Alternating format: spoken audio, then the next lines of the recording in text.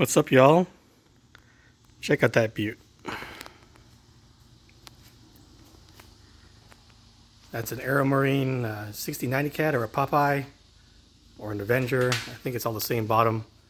It's 43 inches.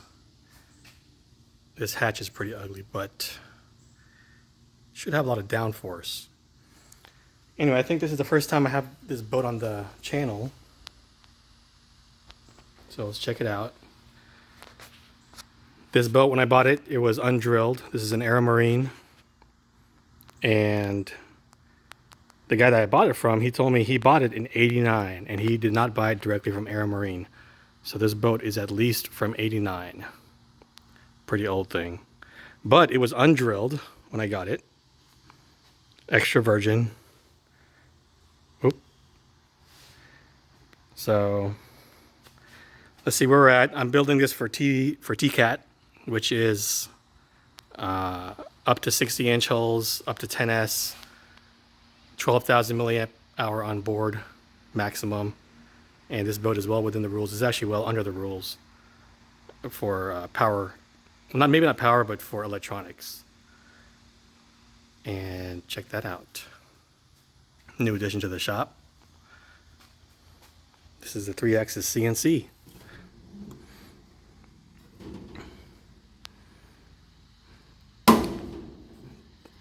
Got to move it. I think it's going to go a little more to the left here. That's a CNC plasma. This is CNC mill. But anyway, for you Honda guys that are on my channel, I have a Honda update for you. It's gone. There's your update. I moved it to the house. So back to this. Sorry, the shop is a mess. I keep tripping over this thing. I should move it, but what a mess. Okay, so anyway, let's get back to the boat. Let's check it out. This is all Speedmaster. Actually, I think this is probably TFL. These hatch locks. But Speedmaster stingers, these are mono extended 1/4-inch stingers. So mono just means that the height from here to here is short with a long bracket. The hydro is the same height but with a short bracket. And then cat is really tall here. The bolt is like up here or something. So the cat struts, they're designed to be center mounted, obviously. So you need more height to go from here all the way up to here, right? So anyway, full 1/4-inch cables. I don't like to do step down, not with this much power. And this is Speedmaster also. This is the 40 series, maybe 60 series, I don't know. It's the large dual pickup, straight blade with the dual horn. So I have dual rods. The only time I do dual rods is if it's push-pull and it's parallel. So the hatch locks, these are gas hatch locks. Oh, these are loose. These are just mocked up. So I got to silicone those. I'm gonna pull out all of these, silicone those too. But this just gives you an idea. Up here I have some thumb screws.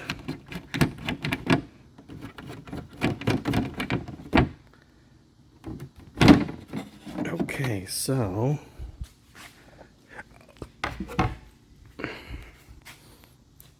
power.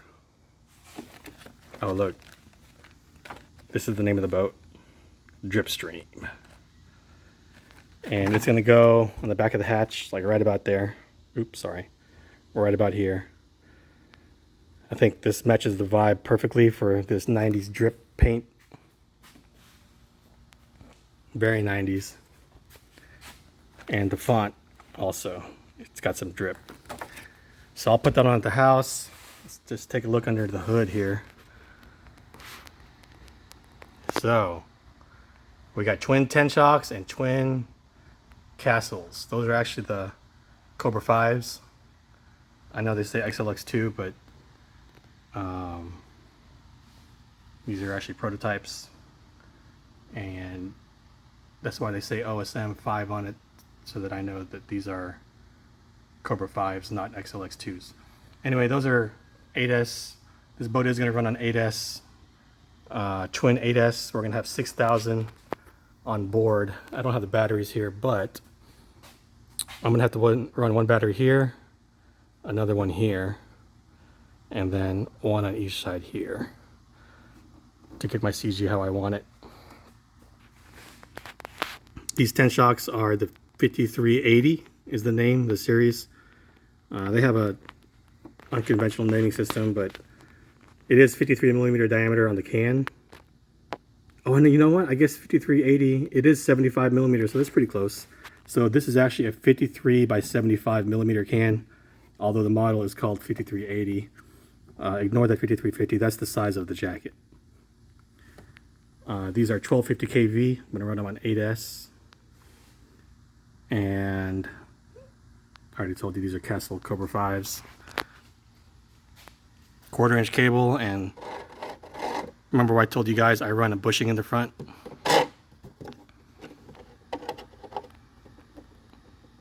So that bushing is the same as this bushing.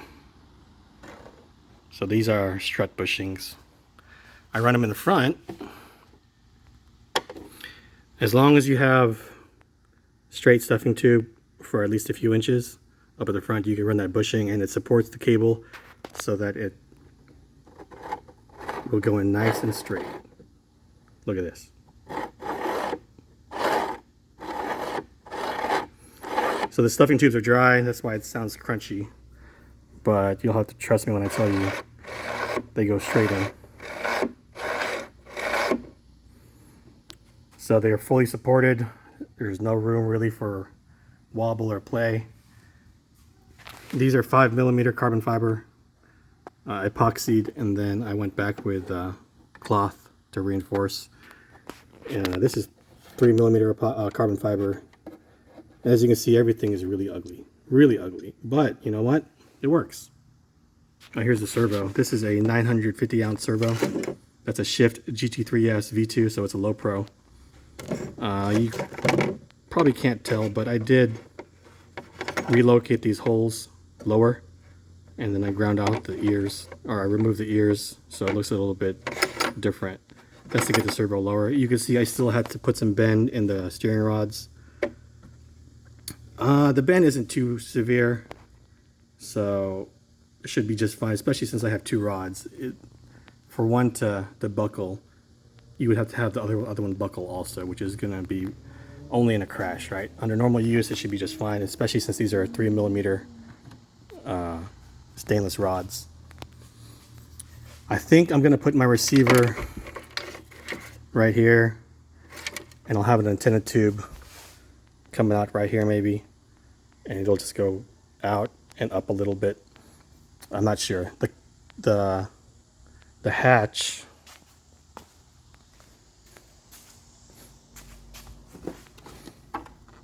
is carbon fiber. Well, I inlaid this carbon fiber.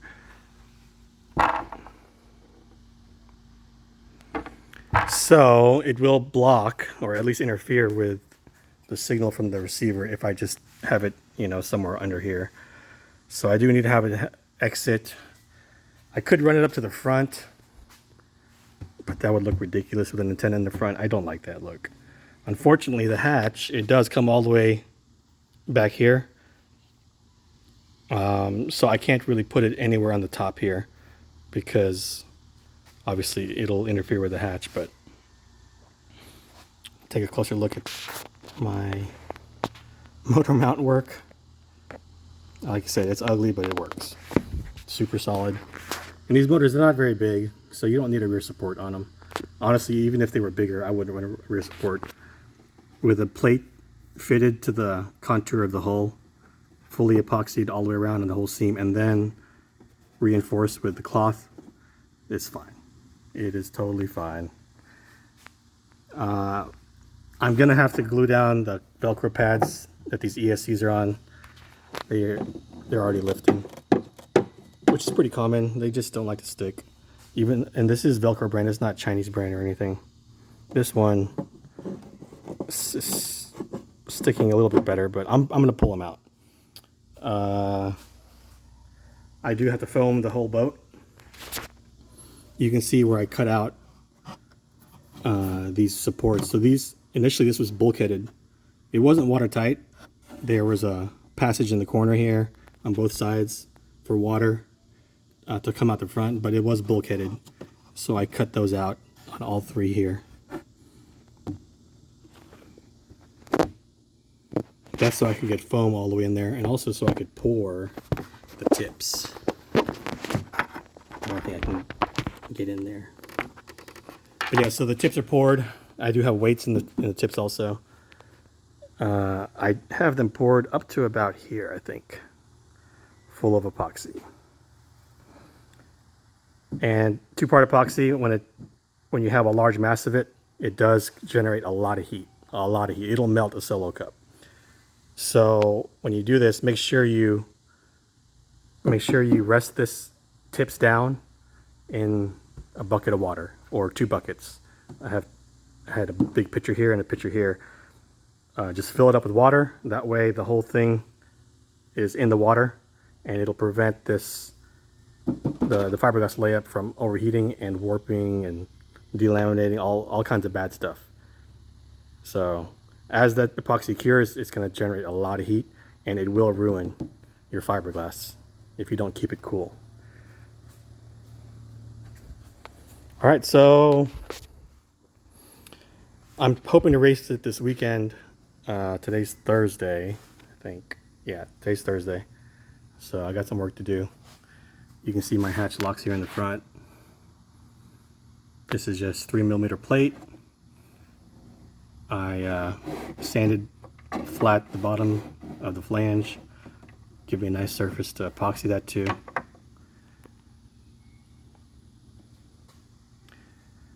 So that's pretty much it. This hull is super thick. I wanted to do an inlay just because it would look nicer, but it's a super thick layup. It must have been custom ordered that way because I've never seen an Aeromarine that thick. A lot of times these Aeromarines are super flimsy, but this tunnel here, it's got to be 1/8 inch. I'm telling you, it is thick. That's what she said. But it's super rigid. Should be pretty fast. My initial setup, I'm expecting it to do probably mid-high 80s, maybe in low 90s, which is honestly too fast for oval racing. But it's, you know my boats, I like to have a little bit extra in the tank for when the conditions are right, the water is right, the wind's at your back, you got clear line of sight in front of you, you can just get on that gas a little bit harder and send her into the corner or close that gap, extend the gap, whatever you want to do. It's nice to have it, but realistically in a race, you honestly race 70 to 75 would be considered pretty fast for these boats. So if you can do 80s, you're already really fast. And then if you're doing 90, honestly, that's too fast. But I guess there's no such thing as too fast, right? Speaking of too fast, too furious. Corey, if you made it this far, there's your lightning content. So I will take her home, put on this nice gold vinyl. Thank you to my cousin for cutting that out for me. You know what, let's mock it up now. Okay, one-handed without dropping it.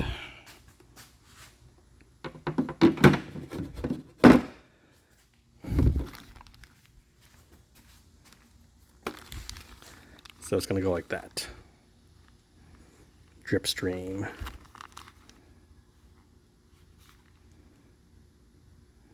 I think it'll look pretty good. Pretty good. So I do have more stickers to put on it. Of course, I'm going to put some Castle and some 10 Shock stickers on it. But Otherwise, man, it's a sexy boat. I like it. I like it. It's high vis in the front, high contrast on the rear. Apart from this ridiculous shape, this is designed after Al Copeland's Popeye boat, or I guess Popeyes. So Al Copeland, he was one of the founders of Popeyes, and on his cat, in his offshore racing cat, this is what it's designed. This is what it's designed to look like. So it was a quad motor. He had 2 big blocks on each side per drive, and it was a staggered cockpit. Driver, navigator, or driver, gas man, and navigator set in the back. But I'm not doing any of that scale stuff. So, all right, guys. Oh, there we go. I just tripped again. Thanks for watching. Like I said, the Honda is gone. It's at the house. It doesn't need to be at the shop anymore. So anything that needs to be done to it, I can do it at the house, and it'll hopefully push me to finish it sooner. It's really just a wiring issue that I have to figure out on it, and then it should crank up. So stay tuned for some Honda video. All right, leave a comment, ask any questions, and see you guys next time.